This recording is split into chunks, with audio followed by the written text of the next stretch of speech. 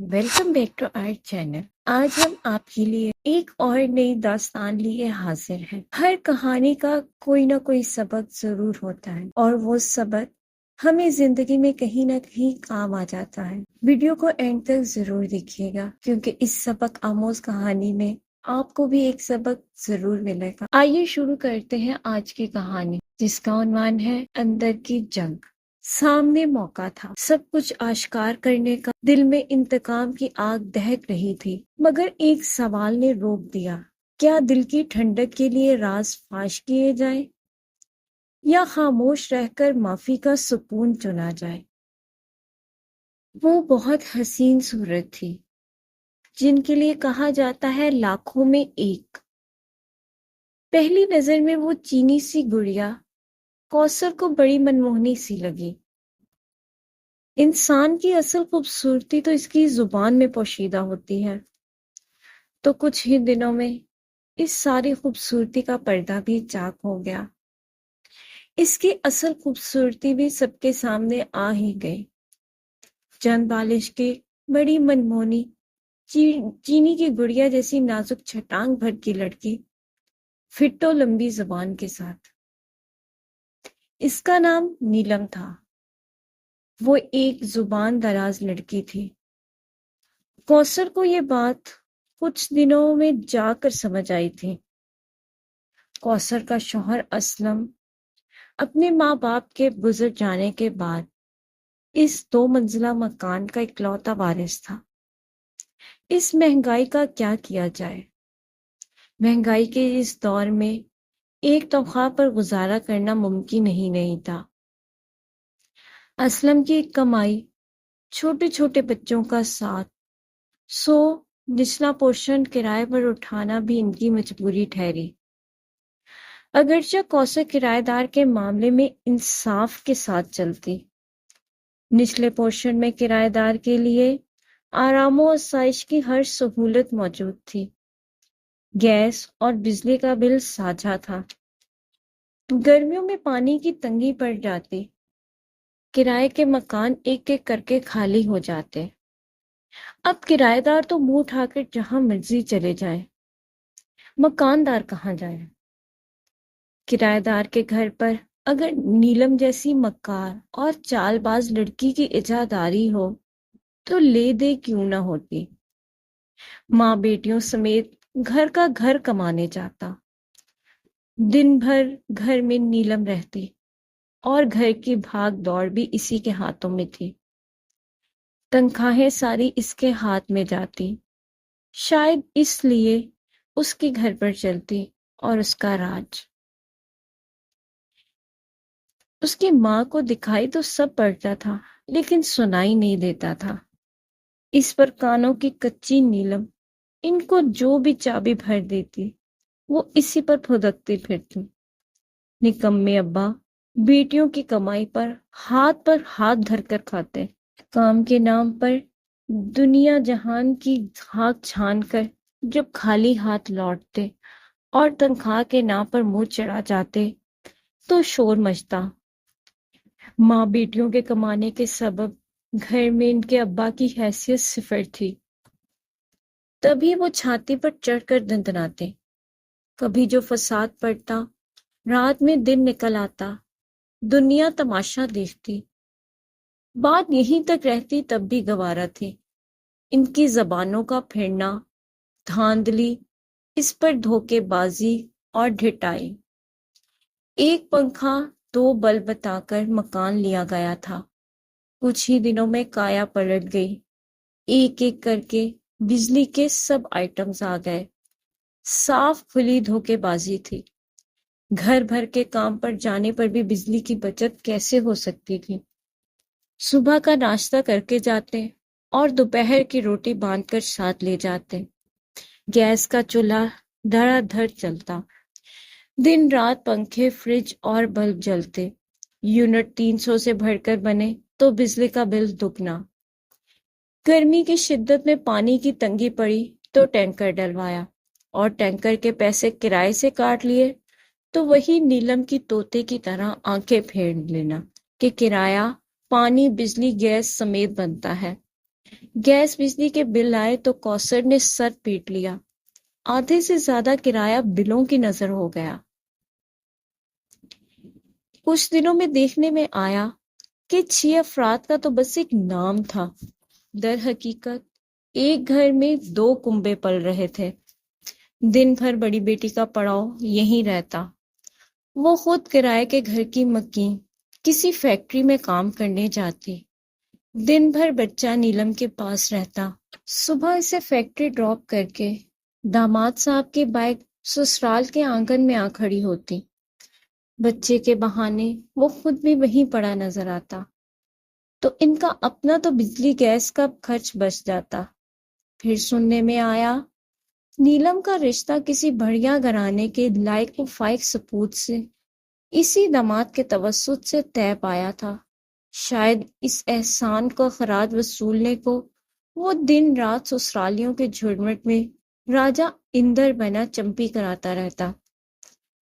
گھر بھر پر داماد کی دھاک ہی نہیں راج بھی چلتا تھا۔ ایک لفظ اسے کہنے کی دیر تھی، ساس سسر سمیت سالیاں تک میدان میں اتر آتے۔ پھر اسی پر بس نہ رہی۔ کچھ دن گزرے، کرایہ داروں کے گھر کا مختصر سا سامان ایک کمرے میں سمٹ گیا۔ آنے بہانے پہلے بہن بہنوئی کا بوریا بستر آیا اور پھر مکمل پڑاؤ۔ اب بھلا آسان بات ہے، 6 افراد کی جگہ 9 افراد کا خرچ۔ دیگر معاملات تو رہے ایک طرف۔ بائک کا پہیہ گھسیٹ گھسیٹ کر داماد صاحب نے صدر دروازے کی چولیں ہلا دی۔ ایک روز دروازہ کٹے ہوئے شہتیر کی مانند زمین بوس ہوا۔ لو جی، چھٹی ہو گئی۔ مارکا تو ہونا ہی تھا۔ کوثر کے کہنے پر اسلم نے ان کا گھیراؤ کیا اور وہی نکمے ابا کا طوطے کی مانند آنکھیں پھیرنا۔ ہمارے گھر ہماری بیٹی نہ رہے گی تو کیا آپ کی رہے گی؟ پرلے درجے کا عامیانہ انداز تھا۔ اسلم کا خون کھول گیا۔ کہانی صاف تھی۔ نکمے داماد کرایہ اور گھر کا خرچ بچانے کو سسرال کے ٹکڑوں پر آ پڑے تھے۔ ان کے گھر کا کارخانہ سسرال بیگم اور سالی کے دم سے چلتا تھا۔ بیگم گھر کی دال روٹی چلانے کو فیکٹری سے دھارتی تو بچہ نیلم سنبھالتی۔ اب تو صاف بے روزگاری کا بہانہ لے کر سسرال کے در پر آ پڑے۔ اسی داماد کی نظر عنایت سے نیلم کا رشتہ اس کے جگری دیرینہ دوست سے طے پایا تھا۔ گھرانہ کھاتا پیتا تھا۔ صاف ستھرے علاقے میں اپنا گھر لینا بھی ان کی مجبوری ٹھہری۔ اب اس کا کیا کیا جائے کہ کوثر کا سارا کرایہ بلوں کی مد میں نظر ہو جاتا۔ صدر دروازہ داغ مفارقت دے گیا تو خرچ ہزاروں کا بنتا تھا۔ پر وہاں پر پرواہ کس کافر کو تھی؟ بات یہیں تک رہتی تب بھی چلتی، مگر بات سے بات نکلتی گئی۔ ایک اور بات سامنے آ گئی۔ ایک روز کسی کام سے کوثر نے نچلے پورشن میں جھانکا۔ نیچے کا منظر دیکھ کر کوثر کی آنکھیں کھل گئیں۔ سالی بہنوئی کی ایسی محبت کہیں دیکھی نہ سنی۔ نیلم مزے سے پیر پسارے، کان میں ہینڈ فری ٹھونسے پیر ہلا رہی تھی اور بہنوئی صاحب انہی قدموں پر مزے سے سر رکھے نہ جانے کون سے راز و نیاز میں مصروف تھے۔ پھر یہ مناظر آئے روز نظر آنے لگے۔ بیوی کو فیکٹری ڈراپ کر کے یہاں سسرال میں بہنوئی صاحب کا ٹھکانہ یوں ہی سالی کے قدموں میں رہتا۔ اس دوران جو بھی بھولا بھٹکا نکل ہی آتا وہ دم دبا کے یہ جا اور وہ جا۔ اب یہ تو کہنے والی بات ہی نہیں تھی۔ اندھے کو بھی نظر آتا تھا کہ بہنوئی صاحب کی نکل پڑی تھی۔ یہاں تو اندھیر نگلی والا معاملہ تھا، کسی کی کوئی عقل ٹھکانے پر نہیں تھی۔ اس پر ان کے مزاج۔ مکان کا کرایہ دیتے مانو مالک مکان کو اس کے مکان سمیت خرید رکھا ہو۔ گھر کا گھر چھاتی پر چڑھ کر دندناتا نظر آتا۔ سب سے بڑھ کر 2.5 فٹ کی فتنی نیلم۔ اپنی اوقات میں رہ کر بات کرو، ہم مالک مکان کو اتنا سر پر نہیں چڑھاتے۔ وہ یوں بولی جیسے مالک مکان سے گھر کی جھاڑو لگواتی رہی ہو۔ غضب کی ٹھنی اور ایسی ٹھنی کے محلے والوں نے بھی تماشا دیکھا، اور نیلم کی 52 گز کی زبان ایک طرف اور ساری دنیا ایک طرف۔ پھر کوثر بھلا کیسے پیچھے رہتی؟ سورج کے لتے لیے وہ کہاں خاطر میں لاتے تھے؟ جائیے جائیے، کرایہ دے کے رہتے ہیں، کوئی مفت میں نہیں رہتے۔ تو کس نے کہا ہے کرایہ بھرو؟ کوئی تمہیں مفت میں رکھتا ہے تو مفت میں رہ لو۔ کس سے پوچھ کر دوسری فیملی ساتھ رکھی ہے؟ مل بانٹ کر کرایہ دو گے تو فائدہ تمہارا ہی ہے، ایسی تیسی تو ہماری ہو گئی ہے۔ یوں ہے تو یوں ہی صحیح، آپ اپنے کرائے سے مطلب رکھیں، مکان خالی کرو میرا۔ ایسے بے ایمان کرایہ دار ہم نہیں رکھتے، کیوں خالی کر دیں؟ مکان کیا 2-4 مہینے کے لیے کرائے پر لیا جاتا ہے؟ نیا مکان ڈھونڈنا، سامان ڈھونا سستا کام ہے کیا؟ جب خالی کرنا ہوگا بتا دیں گے۔ گیس، پانی، بجلی سب کنیکشن اوپر تھے۔ کوثر نے سارے وال بند کرنے کی دھمکی دی، پر وہاں پرواہ کس کافر کو تھی؟ آپ کر کے دکھائیے۔ پھر کرایہ کس سے وصول کریں گی؟ یہ اسی چھٹانگ بھر کی آفت کی زبان تھی۔ لیجیے جناب، الٹا چور کوتوال کو ڈانٹے۔ کرایہ نامہ میں صاف درج تھا کہ کرایہ دار ساجھا کرنے کا پابند ہے۔ اس بار زمانے بھر کے نکمے ابا میدان میں اتر آئے۔ تو جائیے، تھانہ پولیس آپ جیسے شریف لوگوں کے لیے ہی تو ہے، جائیے پولیس کی مدد لیجیے، وہی فیصلہ ہو جائے گا۔ کوثر نے سر پیٹ لیا۔ صاف ظاہر تھا کہ وہ تھانہ پولیس سے دبنے والے لوگ نہیں ہیں۔ اس پر وہی ڈھٹائی اور دھاندلی۔ تم سے مکان خالی کرایا جائے تو کرا کے دکھاؤ۔ چپ کر کے اپنی اوقات میں رہ، 2 بالش کی لڑکی ہو کر سر کو چڑھتی ہے۔ کوثر کو غصہ آ گیا۔ تو چپ کر، ہڈی نہیں ملی تو بھونک رہی ہے؟ ادھر جواب دو بدو تھا۔ کوثر کی سماعتوں کوئی سنسناتا ہوا تیر چھیدتا گزرتا چلا گیا۔ ادھر نیلم کے فرشتوں کو بھی کیا خبر تھی کہ یہ گالی خود اس کے گلے پڑ جائے گی۔ کوثر نے اوپر کی منزل کا سارا ملبہ کاٹ کباڑ نیچے کھینچ مارا۔ ایک ہاہاکار مچ گئی، مگر اس کے اندر کے کھولن نہ مٹی، نہ اس گالی کا ازالہ ہو سکا۔ کانوں میں بار بار وہ گالی سائیں سائیں گونجتی۔ ایک زمانہ ان کی عظمت و شرافت کو سلام کرتا تھا، اور اس بالش بھر کی لڑکی کی یہ مجال۔ بعد ازاں اسلم بار بار اسے تسلی دیتا رہا، جانے بھی دو، گالی تمہارے چپک تو نہیں گئی، تم نے بھی تو حد کر دی۔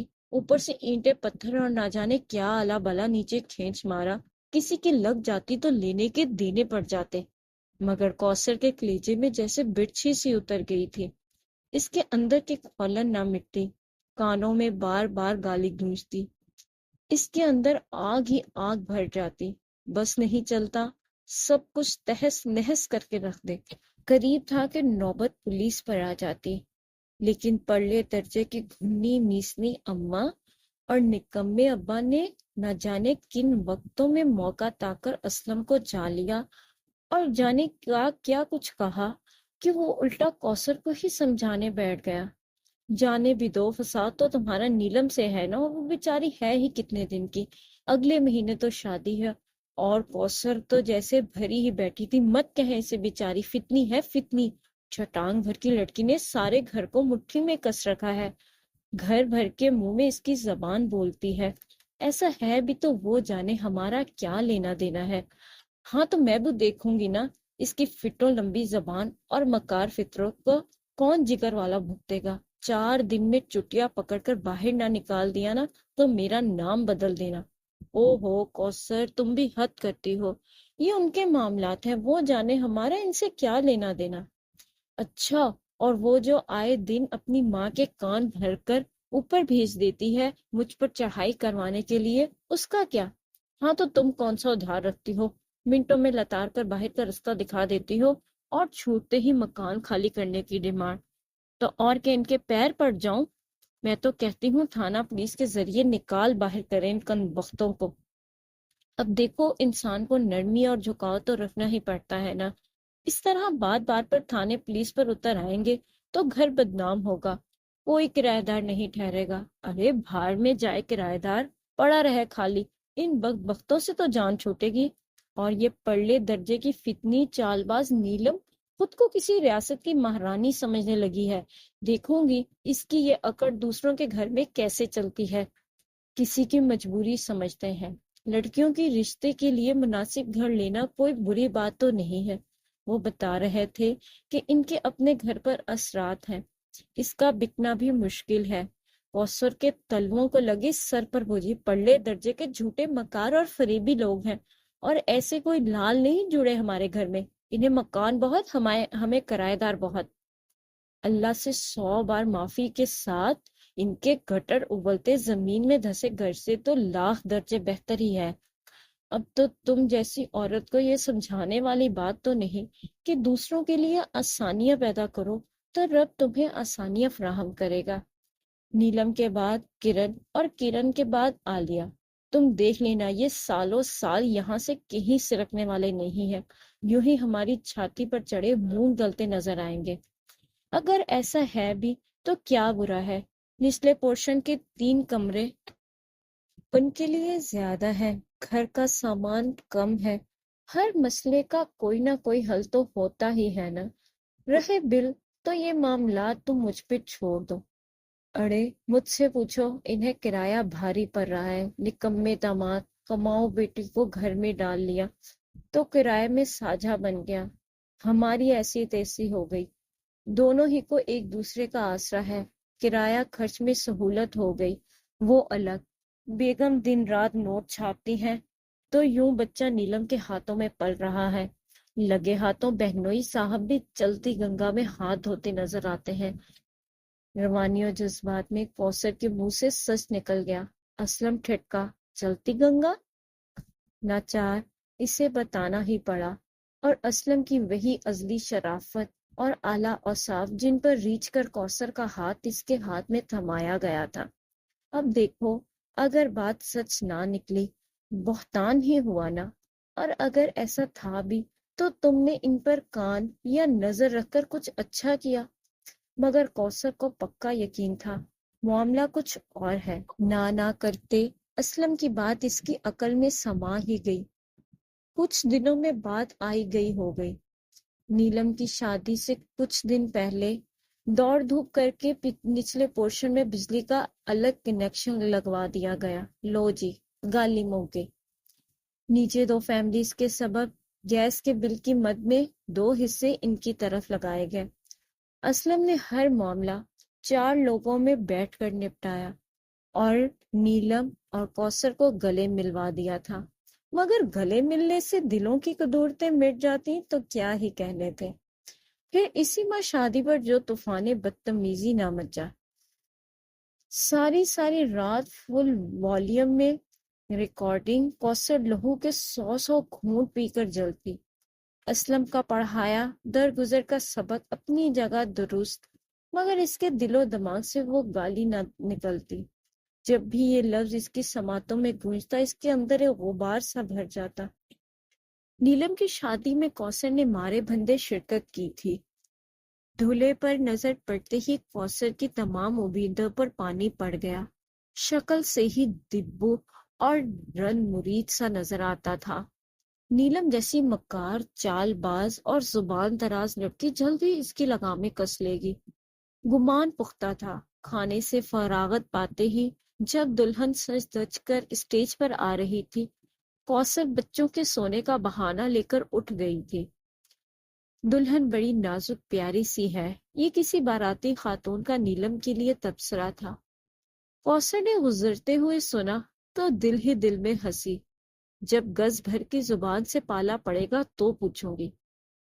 مگر وہ جو کہتے ہیں کہ کچھ خوابوں کی تعبیر الٹی ہوتی ہے، اس طرح کچھ گمان بھی اوندھے منہ جا پڑتے ہیں۔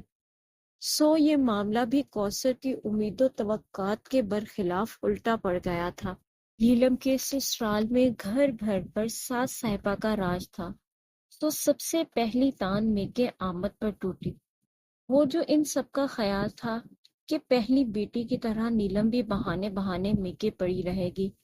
مالدار گھرانے میں بیٹی بیاہ کر چاروں ہاتھوں سے چوری چھپے کی کاروائیاں بھگتائی جائیں گی۔ لگے ہاتھوں بہنوئی صاحب بھی برسوں پرانی دوستی کی آڑ میں اپنا الو سیدھا کرتے رہیں گے۔ مگر وہ جو کہتے ہیں سیر کو سوا سیر، تو وہی بات رہی۔ بات نیلم کے میکے آنے پر آتی تو 100 بہانے تیار۔ کبھی جو سانس دن کے جھرمٹ میں چلی ہی آتی تو سب چیل کی طرح اس کی چوکیداری کرتی تھی۔ موبائل فون کی اجازت نہیں تھی۔ سنا تھا کہ گھر بھر کی نوکرانی بنا کر رکھا ہوا ہے۔ کچھ ہی دنوں میں سارے کسبل نکل گئے تھے۔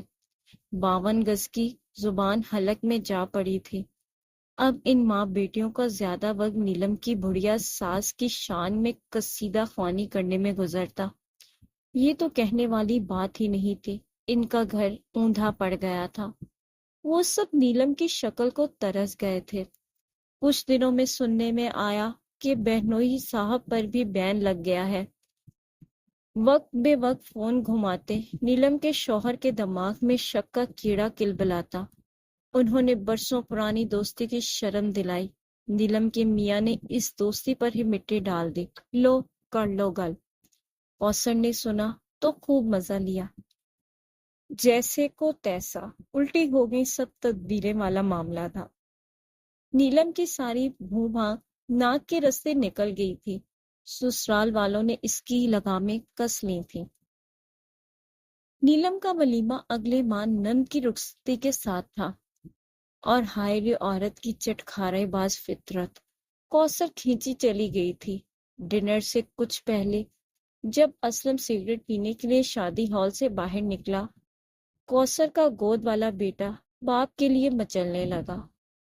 کوثر اسی لیے باہر آئی تو اسلم نیلم کے شوہر کی ساتھ کھڑا پایا۔ اسلم بچے کو آئس کریم دلانے نکل گیا، اور کوثر کی ایک رسمی سی احوال پوچھنے کی دیر تھی وہ پھٹ پڑا۔ پرلے درجے کی مکار اور سیاست دان ہے یہ نیلم۔ گھر میں قدم رکھتے ہی میرے کان بھر کے گھر میں پھوٹ ڈلوا کر گھر بھر سے میرا دل پھیرنے کی کوشش شروع کر دی تھی۔ اللہ بھلا کرے اماں کا، انہیں بہووں کو سنبھالنے کا خوب ہنر آتا تھا۔ اب عورت گھر کا کام کاج نہیں کرے گی تو کیا کرے گی؟ اس کا دھیان جانے کہاں سفر کرتا ہے۔ اپنی اوقات سے بڑھیا زندگی نصیب ہے، مگر اس کا دل نہ جانے کہاں پڑا رہتا ہے۔ مجھے تو دال میں کچھ کالا لگتا ہے۔ آپ تو مالک مکان ہیں، آپ کو تو پتا ہوگا۔ وہ بری طرح بھرا ہوا تھا اور چڑا ہوا لگ رہا تھا۔ کوثر کا دل دھک دھک کرنے لگا۔ نیلم کی گالی کانوں میں سائیں سائیں گونجنے لگی۔ لوہا گرم تھا، بس ایک چنگاڑی کے ہوا دینے کی دیر تھی، آگ ہی آگ پھیل جاتی، سب کچھ بھسم ہو جاتا۔ بس ایک ثانیے کا عمل تھا، آر یا پار۔ مگر اسی ساتھ نے فیصلہ دیا تھا، بدلہ لینے کی قدرت رکھتے ہوئے بھی معافی دینا افضل ہے۔ بھلا دیتا ہی کیا ہے یہ بدلہ انسان کو؟ ایک دلی تسکین اور کمینی سی خوشی۔ یہ خوشی کسی کی زندگی سے بڑھ کر تو نہیں، بے شک سزا و جزا کا مختار پروردگار ہے، جس نے عیبوں پر پردہ ڈال رکھا ہے۔ اسے افشاں کرنا کہاں کا انصاف ہے؟ کوثر بے ساختہ نفی میں گردن ہلا کر اندر کی طرف مڑ گئی تھی۔ ایک یقین تھا، اس کی یہ نیکی کسی اچھے صلے کی صورت میں ضرور لوٹائی جائے گی۔